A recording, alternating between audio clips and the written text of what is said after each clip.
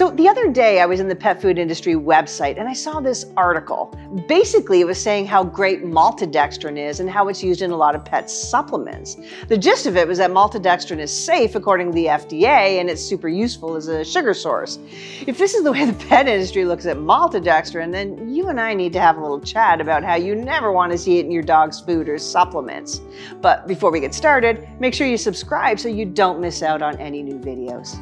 So when I saw this article about maltodextrin in pet food, I'm thinking they're going to say maltodextrin lights up your dog's insulin response more than any other food on the planet, so you should avoid it. But as I scrolled down, I saw they acknowledge that it elicits a rapid glycemic response, and I thought that's great. But then they went on to say how great it would be to add it to sports bars.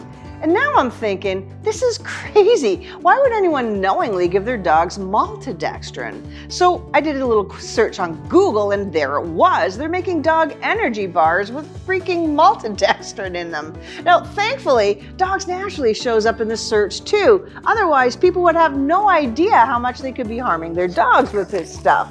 So let's talk about maltodextrin and why it's a terrible thing to feed to your dog. So what is maltodextrin anyway? Maltodextrin is a chain of repeating glucose molecules connected together. And it's made by cooking corn, wheat, or potatoes, and then using enzymes and acids to separate the maltodextrin from other sugars. This is called hydrolysis.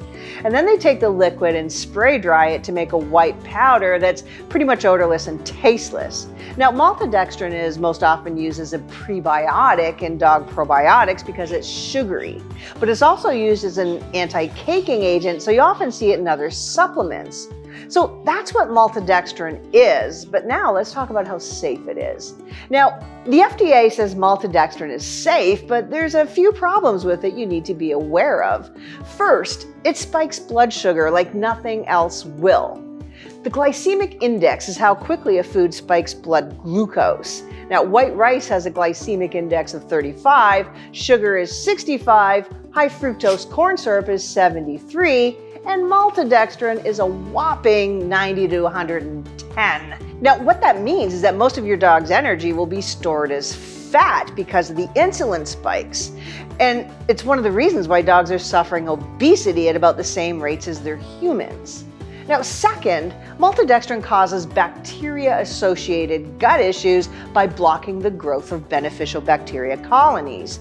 Now, the FDA doesn't really consider how nutrients impact gut health, and that's a potentially big miss in the case of maltodextrin. Research shows that foods containing maltodextrin contribute to the suppression of intestinal antimicrobial defense mechanisms and may be an environmental priming factor for the development of chronic inflammatory disease.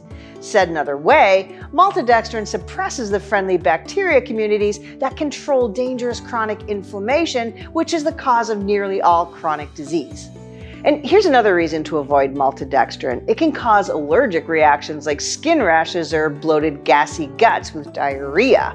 If your dog has ever reacted this way to a supplement, then it could be that it contains maltodextrin. Now, another reason to avoid it is that it's made from corn, wheat, or potatoes, which are all genetically modified crops or GMOs. Now, GMOs have been linked to quite a few health issues, including toxicity to quite a few organs, especially the liver, kidneys, pancreas, and reproductive organs. So I'm hoping that by now you want to avoid maltodextrin in your dog's supplements, but I'll tell you, it's a little bit hard to do. Most often you will see maltodextrin in probiotics. Again, they use it as a prebiotic to feed the microbes. And in this case, you'll probably see it right on the product label, but a lot of the time you won't. Now, you might not know this, but I own 4-Leaf Rover, which is a super premium dog nutraceutical company, and we have to have our probiotics specially made so they don't contain maltodextrin. Now, most manufacturers don't do this. And because the maltodextrin isn't added directly to the formula, they don't say there's maltodextrin on the label. And I'll tell you, a lot of the time the manufacturers don't even know because they don't ask.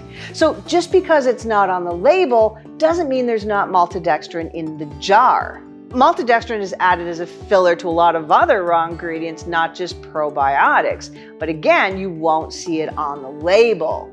Now, this raw material provider lets manufacturers know, thankfully, that there's dextrin added, but most manufacturers don't do this unless you specifically ask for the quality control sheets. So if you want to avoid dextrins, and you probably should, then make sure you ask whoever makes your dog's supplements if their raw ingredients contain maltodextrin, not just their product, but their raw ingredients. Now, if you like this video and you want to learn more about pet product ingredients, then let me know in the comments below. And if you like this video, then please like it, share it, and tell people about it. Thanks for watching.